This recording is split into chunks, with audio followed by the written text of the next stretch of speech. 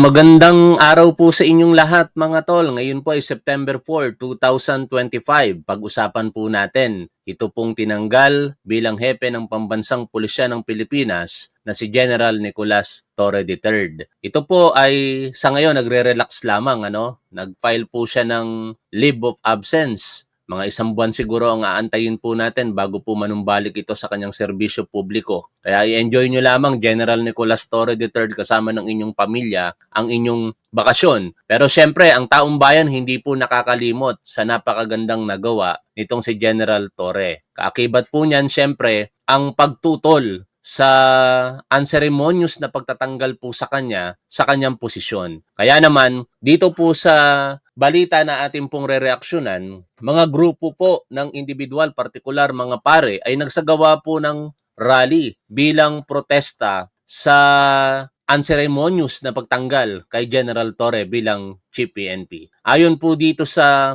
balita ng ABS-CBN News, Clergy for Good Governance holds a prayer protest on Thursday. Dub Ayuno Dasal Sakripisyo sa Pagbabago to call for integrity and reform among members of the Philippine National Police. The group will also deliver a letter of support and appreciation to ex-PNP Chief General Nicolas Torre III at PNP Camp Crame. Ang problema, wala naman po diyan si General Torre ngayon no? Pero ito pong kanilang ginagawa ay pagpapakita po ito ng suporta para po kay General Nicolas Torre. Hindi naman po sila ganong karami, no? Marang mas marami pa nga ang pulis. Ganun pa man, hindi pa rin natin matatawaran na iba't ibang sektor po talaga sa ngayon ang sumusuporta para po dito kay General Torre. At kaugnay po niyang pagkakatanggal po sa kanya, ito na ngayon ang isa sa mga balita mga tol. Ang House of Representatives sa pangunguna po ng isang kongresista na si Manila Representative ng 6th District Bienvenido Abante Jr. ay naghain po ng kanyang panukala, no, na imbestigahan ang tungkol po sa sinasabing budget insertion. 8 bilyong piso po ito. May mga naniniwala po dito na ito daw ang dahilan kung bakit natanggal sa pagka-hepe ng PNP itong si General Torre. Basahin po natin ang balita kaugnay po niyan from News 5. Probe on alleged insertion in PNP's 2026 budget. Hiniling ni 6th District Manila Representative Bienvenido Abante Jr. ang chairperson ng House Committee on Human Rights sa Committee on Public Order and Safety na imbestigahan ang umano'y 8 bilyong insertion sa budget ng Philippine National Police sa 2026. Napaulat na para sa pagbili ng 80,000 assault rifles ng kapulisan ang pondo na ito. Tinanggihan itong pirmahan ni dating PNP Chief Nicolas Torre III bago matanggal sa pwesto. Basahin po natin ang letter ni Congressman Benny Abante para po sa chairperson ng Committee on Public Order and Safety na si Congressman Rolando Valeriano. Dear Honorable Rolando Valeriano, I write to formally request for the House Committee on Public Order and Safety to initiate a formal investigation on the attempted insertion of 8 billion pesos in the PNP budget for 2026 for the purchase of guns and ammunitions in violation of the Procurement Law and Republic Act number 6975 as amended by Republic Act number 8551. Currently circulating online in social media is a letter purportedly from the PNP addressed to the Secretary of the DILG, Honorable John Vic Remulla, requesting for an 8 billion pesos insertion in the 2026 budget, specifically for the procurement of 80,000 units of standardized caliber 5.56mm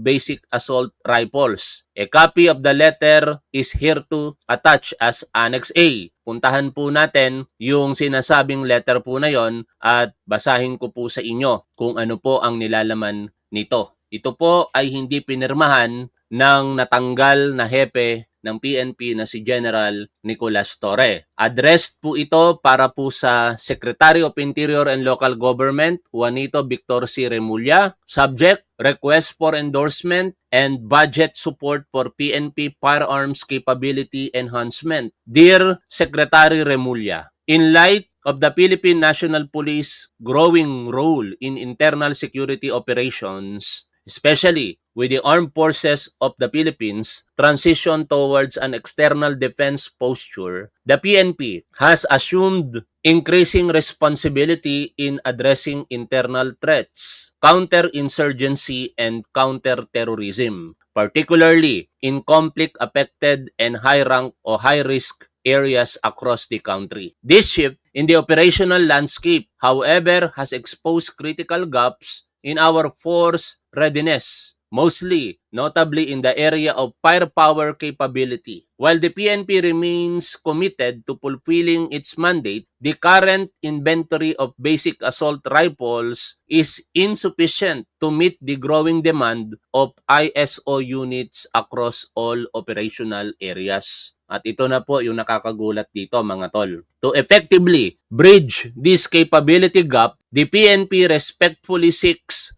your endorsement for a proposed budget insertion amounting to 8 billion pesos under the fiscal year 2026 General Appropriations Act. This amount will be allocated specifically for the procurement of 80,000 units of standardized caliber 5.56 basic assault rifles, enabling the PNP to adequately equip its personnel, improve operational effectiveness, and enhance officer survivability during critical missions. Kindly see the attached references for your ready reference. Hindi po ito, inuulit po natin, pinirmahan ni General Nicolas Torre. At dahil po sa hindi pagpirma na yan, marami pong pag-ugong sa social media ang naniniwala na ito daw po ang isa sa mga dahilan kung bakit po siya natanggal bilang hepe ng PNP. Ituloy po natin yung pagbasa ng letter po nitong si Congressman Abante to Honorable Valeriano. According to social media reports, this letter was brought by a certain Mr. Adrian Sanares, the son of retired General Nestor B. Sanares, Undersecretary for Peace and Order at the DILG, to then PNP Chief Nicolas Torre III for signature. But the latter refused to sign. This refusal allegedly is one of the reasons for the removal of the PNP Chief Torre. This matter must be thoroughly investigated. Kaya ang lihim, hindi po yan nananatiling lihim lamang. Lahat po ng lihim in due time mabubunyag. Kaya sa mangyayaring hearing po na ito ng House of Representatives, tingin natin magkakaalaman po dito kung ano talaga ang katotohanan sa 8 billion attempt na ito na budget insertion. Why is a budget insertion request being facilitated by the son of an undersecretary of the agency that would approve such a request? Yun ang isa sa tanong. Bakit daw ang anak ng isang undersecretary ang nag-facilitate ng request po na ito? Samantala yung kanyang tatay ay nasa DILG na mag-a-approve if ever ng request na ito. What specific law or rule did PNP Chief Torre violate that led to his relief or removal? Ito ang isa sa magandang katanungan na dapat malaman po ng taong bayan. Talaga bang merong paglabag si General Torre o wala? Kasi kung matatandaan po natin, isa sa mga dahilan kung bakit po siya natanggal ay dahil po sa hindi niya sinunod ang kautusan ng NAPOLCOM. Pero ang gulo, dahil sinasabi po nitong si John Vic Remulla, ang ating SILG, na wala namang paglabag sa batas. Ito pong si General Torre. May karagdagang pang mga tanong dito bago tayo dumako doon sa post na binasa natin kanina. Also, The amount requested for the intended purchase of guns is quite staggering. 8 billion pesos for 80,000 units is 100,000 pesos per unit. What is now the status of this requested budget insertion? These questions call for answers. The public has the right to know. Tama. Ako, agree po ako dito. No? I understand that the Committee on Public Order and Safety has jurisdiction on all matters directly and principally relating to the examination and scrutiny of audit reports on the performance of all government agencies to determine their adherence to or compliance with the plans and programs authorized through appropriations approved by the legislature. As such, I earnestly request the Committee on Public Order and Safety to investigate this matter at the soonest possible time. Salamat kay Congressman Benny Abante at talagang marami pong interesado dito po sa sitwasyon na ito kung ano talaga ang katotohanan. Bagamat si Secretary of Interior and Local Government, John Vic Remulla, dinideny po na meron daw po silang rift dahil po dyan, ito nga po yung balita, basahin po natin. Remulla denies rift with Torre over alleged 8 billion pesos firearms fund insertion request. Interior and Local Government Secretary John Vic Remulla on Monday denied a rift with former PNP Chief General Nicolas Torre III over an 8 billion firearms procurement bid. In a press conference, Remulla addressed the circulation of a document supposedly asking for a budget insertion of 8 billion pesos for the purchase of 80,000 assault rifles for the PNP. There was a request that landed on my table asking for me to sign a congressional insertion of 8 billion pesos worth of rifles for the use of the PNP. I immediately replied that the DILG, hindi kami pwedeng magbid ng ganong klase ng bagay. O tinatanggi po ni SILG Remulla. He said he referred the matter to Torre, stressing that only the PNP chief had the competence to determine whether the firearms were needed. Pero ang nakakapagtaka dito, bakit prepared na yung letter? Diba? Ibig sabihin, may mga kumukumpas po dito na mataas ang katungkulan higit kay General Torre. Pero nagkamali sila sapagkat hindi po pinirmahan ni General Torre. Nag-usap kami at sabi niya, Sir, we do not need the rifles. We are 95% compliant with the requirements of the PNP. At para bumili pa tayo ay hindi na kailangan. I concurred with him. O, nag-agree kami. So that was never part of the reason. O, yan po Basta po, insertion, I made it very clear to the President na hindi ko siya pipirmahan. In this case, insertion siya. Kaya sinabihan ko si General Torre. Dahan-dahan siya kasi siya magiging recommending authority. Pero alam niyo hindi po sapat ang paliwanag na ito ni SILG Remulla. Dapat pinagpapaliwanag po nila rito yung undersecretary na sinasabing ama ng facilitator nito. No? Ito nga po yung particular na komento nitong si Josie Acosta Nisperos. Binasa na po natin ito sa nakalipas na live streaming pero ulitin lamang po natin. What if this is the blow-by-blow of Torres removal? O, ipatagalog natin kay ChatGPT para mas maunawaan po ng mas nakakarami. Translate this in Tagalog. Yan. Translate natin para hindi na kailangang ipaliwanag pa. Basahin na lamang po natin. Panulat po ito ni Joy Acosta Nisperos at may mga attached documents po ito na along the way papakita po natin habang binabasa po natin itong Tagalog version. Paano kung ito ang blow-by-blow ng pagtanggal kay Torre? Hindi lubusang ikinagulat ang pagpapatalsik kay Torre. Si Nartates ay matagal nang kinikilalang PNP chief in waiting. Hawak niya ang ilang mahalagang posisyon sa PNP, partikular bilang the Deputy Chief for Administration, ang ikalawang pinakamataas na posisyon sa PNP noong itinalaga si Torre. Bilang dating Ilocos Norte Provincial Director, nasa kanya ang suporta at tiwala ni Amy Marcos. May mga hindi kumpirmadong bulong-bulungan tungkol sa business interest kasama si DILG Secretary John Vic Remulla. Si Torre ang baguhan. Marami siyang natapakang interes sa kanyang pagkakatalaga. Una, 2 antas ang inakat niya sa ranggo sa kanyang appointment. Ikalawa, Galing siya sa Philippine National Police Academy, samantalang laging mula sa PMA ang mga naging PNP chief. Para bang kasalanan na ang kapulisan ay pamunuan ng isang graduate ng Police Academy. Ikatlo, may mga nakaugaliang sistema, kasama ang mga pabaya at mga kahina-hinala na nanganganib niyang baguhin. At higit sa lahat, may PNP chief in waiting. Sa ganitong konteksto, halos tiyak na ang kanyang pagtanggal. Ang nakagulat lang ay ang bilis nito. Ayon sa mga ulat, pinapakalma raw ni Nartates ang mga pulis na di sang-ayon sa mga pagbabagong ipinatpatupad ni Torre sa pagsasabing, "Huwag niyong pansinin yan. By March, ako na ang PNP chief." Kahit siya mismo ay hindi inasahan na ganito kabilis ang mangyayari. Kasi bakit bulong-bulungan sinasabing huwag niyong pansinin yan, by March, ako na ang PNP chief? Kasi March 2026 mga tol, magpapalit talaga ng PNP chief Dahil 56 years old by then, si General Torre. Magre-retired po siya from the service. At alam naman natin na ang next in line, si Nartates. Kaso lang ang nakakagulat, napaaga talaga. Tuloy po tayo sa ating binabasa. Si Torre ang golden boy. Ang pilit na pagtanggap kay Marcos ng malaking bahagi ng sambayanan matapos ang pagkakaaresto kina Quiboloy at Duterte ay direktang bunga ng malawakang paghanga sa naging aksyon at estilo ni Torre. Tinupad ni Torre ang mga kautusang hindi tanggap maging sa kapulisan mismo. Pinaganda niya ang imahe ni Marcos dahil seryoso, matibay sa desisyon at mabilis kumilos si Torre.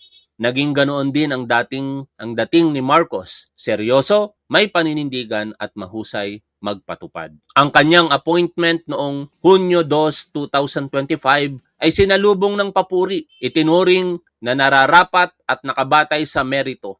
Isang bagay na hinahangad ng publiko. Mas lalo pa siyang sumikat ng mahusay niyang hinarap sa PR ang hamon ni Baste Duterte ng suntukan na nagbunsod kay Marcos na tawagin siyang yung bago nating kampiyon sa kanyang sona. Kaya ano ang nangyari? Agosto 6, reassignment ni Nartates. Natural lamang na hindi komportable si Torre, nakatrabaho ang isang pangalawa na di umano'y gusto siyang patalsikin. Kaya kasama ng iba pang galaw sa tao, inilipat niya si Nartates mula TDCA or yung ikalawang command patungong APC, Western Mindanao. Ang tanong mga tol, ang aksyon ba na yan ni General Torre ay paglabag sa batas? Yan ba ay pagsuway sa NAPOLCOM? Sabi ng NAPOLCOM, pinirmahan po nila yung resolusyon na nire-recall ang desisyon ni General Torre. Yan po ay hindi naaayon sa batas. Pero kung titingnan po natin ang konteksto ng batas, sa Republic Act 6975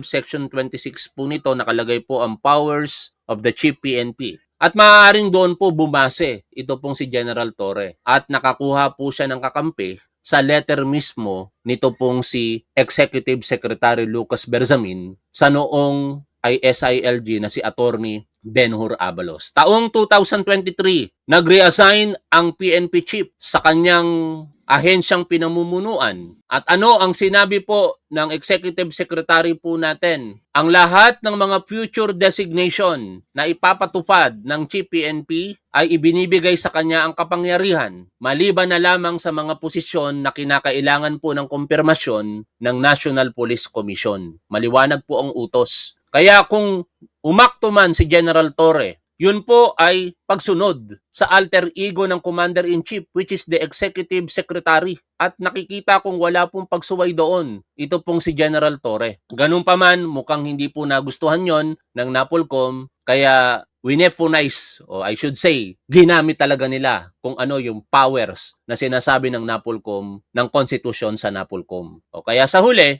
yun po ang naging dahilan. Bakit naging dahilan? Inamin mismo nitong si John Vic Remulla nang tanungin siya ng ating Pangulong Bongbong Marcos. Hindi sila nagkakasundo nitong si General Torre.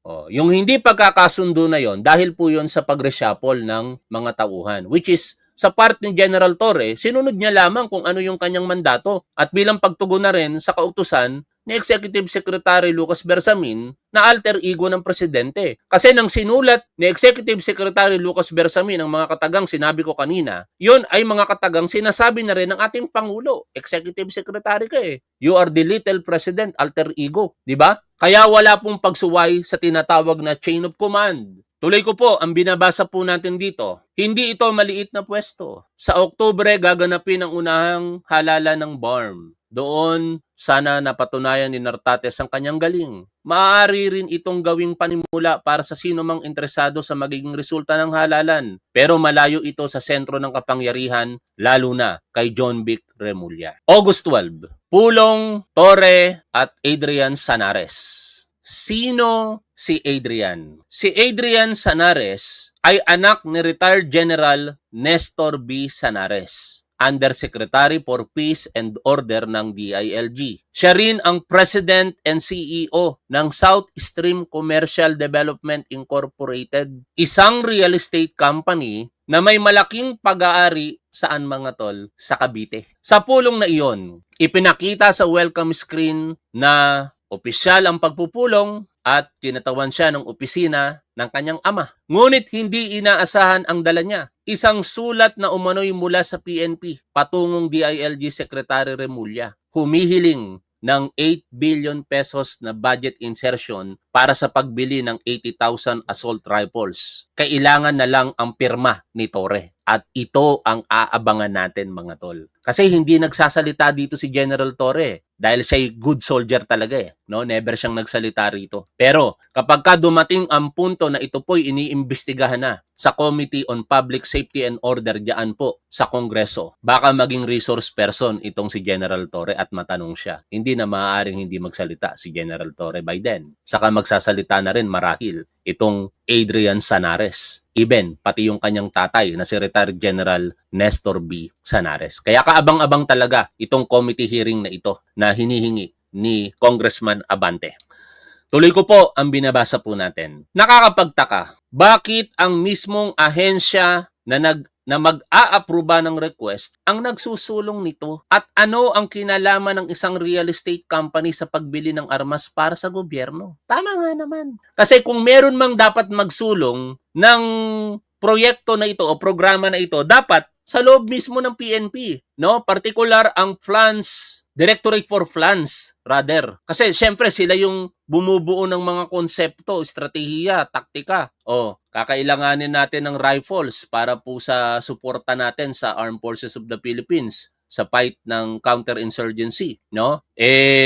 Ang nangyari hindi naman sa PNP galing. Outside force, which is private individual, happens to be the son of an undersecretary of the DILG. Kaya doon pa lamang meron ng something nakatakataka dito mga tol na dapat po nating malaman kung ano talaga ang kalinawan dyan.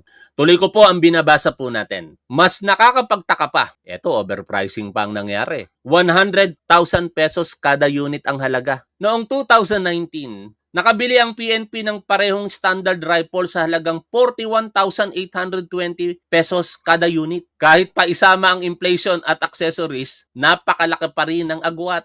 Kung pagbabatayan ang karaniwang anomalya, 10% ng halagang iyon ay napupunta sa padrino. 800 million pesos ay napakalaking halaga at tiyak na magagamit ng sino mang may ambisyong pampolitika. Kailangan itong imbestigahan. Tapos may mga ugong pa, ewan ko kung totoo sa mga chismis, nangangarap daw maging presidente ayon sa chismis itong si John Vic Remulla. Tapos sa isang revelasyon, on the other hand, ng girlfriend nito pong National Police Commission Vice Chairperson and Executive Officer po natin na si Attorney Ralph Calinisan, sa post po ng kanyang girlfriend, sinabi po doon na siya po ay nangangarap talagang maging presidente sa hinaharap. Girlfriend niya po ang nagsabi noon, hindi naman po si Attorney Ralph Calinisan. Kasi sabi ng girlfriend niya, sa kanyang pagkakakilala kay Attorney Ralph Calinisan, ito ay nangangarap na maging presidente sa hinaharap. Kaya ang tanong, sino kaya sa dalawa ang tunay na nangangarap na maging presidente? Si John Vic Remulla ba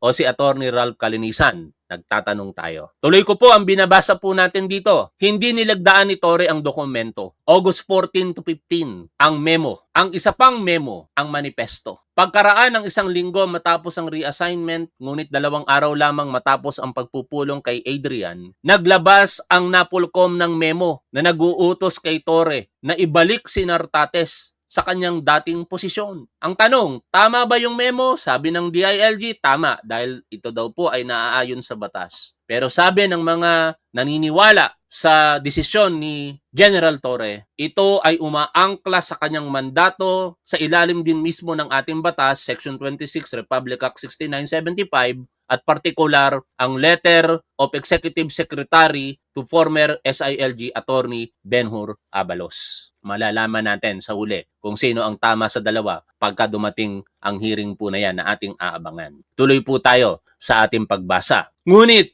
mayroong kautusan mula sa Pangulo noong Hulyo 13, 2023. Ito na po yung binanggit natin. Nilagdaan ni Bersamin mismo na nagsasabing nasa kapangyarihan ng PNP chief ang mga designation maliban na lamang kung may kasamang promosyon. Hindi promosyon ang nangyaring reassignment. Para mas maunawaan ninyo, uulitin ko po ang paliwanag tungkol po dito. Kapag ka ikaw po ay dinesignate bilang hepe ng isang unit o dibisyon sa PNP, meron pong kaukulang o kaakibat na maaaring maging promosyon dyan kung ang pagkakadesignate mo ay kulang ka pa sa ranggo. Halimbawa, ikaw ay dinesignate bilang DILG, bilang ano ba yung ahensya? Nakalimutan ko bigla yung CIDG. Bilang CIDG Director, ang rank classification po na kailangan dyan ay 2-star, Police Major General. Pero ikaw ay dinesignate bilang acting director niyan, ang ranggo mo pa lamang 1-star General or Police Brigadier General. Kapag ka ikaw ay inabot ng 6 na buwan sa posisyon na yan, meron pong tinatawag na promotion by virtue of position at mapopromote ka subject to the approval of the President, syempre the appointing authority and the National Police Commission. Pero sa kaso nitong si Nartates, sa case ni Nartates, hindi po ganon. Sapagkat ang posisyon ni Nartates nang siya po'y i-designate bilang Area Police Command actually is demotion by position. At meron pong legal effect yun na negative kay Nartates kung titingnan po natin. Kasi sa aking pagkakatanda, dahil tinuturo ko po ito sa criminology, kapag ka ikaw ay humawak ng isang posisyon na ito po ay hindi equivalent doon sa rank classification mo, after a year, ikaw po ay maa-attrite from the service. Ang ibig sabihin po ng attrition, matatanggal ka sa serbisyo. Marahil isa yon sa mga konsiderasyon na tiningnan. Pero malabo din namang mangyari dahil March 2026. Maaalis na si General Torre. Magre-retire siya from the service. Pero ang pinakapunto doon, that position is demotion. Isa sa risk na tinake ni General Torre. Biruin mo, nasa second position ka. Ikaw ang ikalawa sa pinakamataas sa PNP tapos ibababa ka sa APC. Ano ang rank classification ng Area Police Command? 2-star lang, hindi po 3-star. Kaya demotion by position yon. Anyway, balik po tayo dito. Bukod dito, lumagda ang lahat ng 18 regional directors ng PNP ng isang manifesto bilang suporta kay Torre. Understandable po yan. Siyempre, nakaupo ang Chief PNP na si Torre. Alangan naman yung mga regional director hindi sumuporta sa kanya. Common sense na po yon. Agosto 16, Pulong Torre, BBM. Tiniyak ni BBM. Ito ang isa sa gusto kong malaman na katotohanan dito. No? Kasi paninira ito kay Pangulong Bongbong Marcos kung hindi po makatotohanan ito. No? Kaya gusto kong malaman ito. Uulitin ko, kung hindi makatotohanan itong sulat na ito, paninira po ito kay Pangulong Bongbong Marcos kasi parang lumalabas na walang isang salita si PBBM. Tiniyak ni BBM kay Torre ayon dito sa nagsulat na mananatiling valid ang lahat ng kanyang personnel actions hanggang sa susunod na mga desisyon. Pinaniwalaan ito ni Torre, ngunit hindi niya nakuha sa sulat. Okay? Yan ang isa sa mga gusto kong malaman. Dahil alam ko, si Pangulong Bongbong Marcos, sa aking pagkakakilala sa kanya, bagamat hindi personal, may isang salita, no? Mahalaga ang salita sa ating Pangulo. Sinasabi na nagsulat dito, tiniyak daw ni PBBM. Tapos, hindi naman ganun yung nangyari. Agosto 20, Pulong, Torre, Bersamin, Adrian. Sa pulong na ito, ipinakita ni Bersamin ang kanyang kapangyarihan. Sabado pa kayo nag-usap. Wednesday na ngayon, sundin mo ako. Malalakas na salita, mayabang at nagpapakita ng kumpiyansa sa kapangyarihan. Isa ring dapat nating malaman kung totoo ito. Kasi lumalabas dito na parang kinampihan ni Executive Secretary Bersamin yung letter O kasiraan ito para kay Executive Secretary Bersamin. Agosto 25, ito ang pulong na nagpasyang tuluyan na ang kapalaran ni Torre. Ayon kay Nartates, tinawagan na siya ni Remulla 1 oras pagkatapos ng pulong para sabihing bumalik ka na. Ipinapakita lamang na tapos na ang usapan bago pa man makapagdesisyon si Torre. Agosto 25, tapos Agosto 26, ito na kagad yung pagpapalit unceremonious ng Chief PNP po natin. Dito na nagpa-presscon ang bossy na si John Vic Remulla. Sa kauna-unahang pagkakataon, nakakita po ako ng press conference na ang SILG pinatayo sa likod niya ang command group ng PNP. Acting Chief PNP, Second in Command, Third in Command, at Fourth in Command. The command group. Nasa likod lang ni John Vic Remulla habang siya po ay nagsasalita. Nagalaw ko yung camera. Nakapag-gesture kasi ako ng kamay. No? Tuloy po natin. Sandali iayusin ko lamang muna yung camera mga tol. Yan. Sana maayos. Yan, balik na ulit. Eto na. August 26, press con ng pagkakatanggal at panunumpa ni Nartates. And the rest is history. Diba? Ang punto lang dito mga tol, sa ngayon, since meron pong letter request si Congressman Abante sa Committee on Public Order and Safety, magkakaalaman ngayon tayo dito. Mapapanood po ito ng publiko at tingin ko tututukan po natin ito, no? Aalamin talaga natin dito. Ano ba ang katotohanan sa likod ng 8 billion budget insertion attempt na ito para sa 2026 budget? Hindi po ito katanggap-tanggap kung totoo po ito. Sapagkat pera na naman ng taong bayan. Ang init-init ng issue ng flood control dahil sa insertion, sa anomalies, tapos magkakaroon pa ng ganitong issue on the part of the DILG. Sana lumabas po ang katotohanan dito.